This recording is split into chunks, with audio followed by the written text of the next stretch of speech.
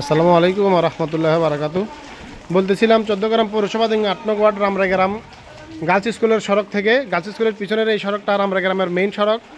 এই সড়কটাতে গতকালকে মাত্রাতিরিক্ত পানি ওঠার কারণে মানুষ পানিবন্দী ছিল।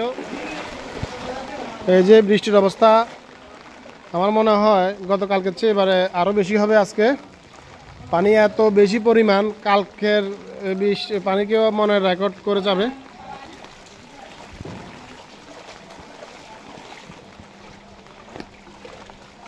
অবস্থা শোচনীয়, মানুষের অনেক টাকার ক্ষয়ক্ষতি।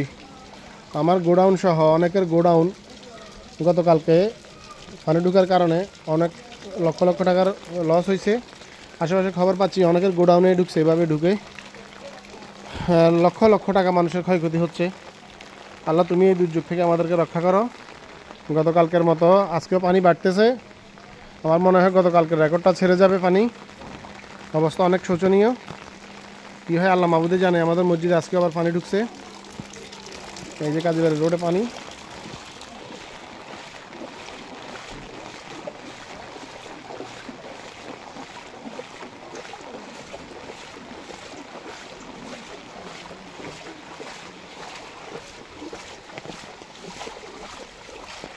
পানির উচ্চতা বাড়তেছে ক্ষণে ক্ষণে।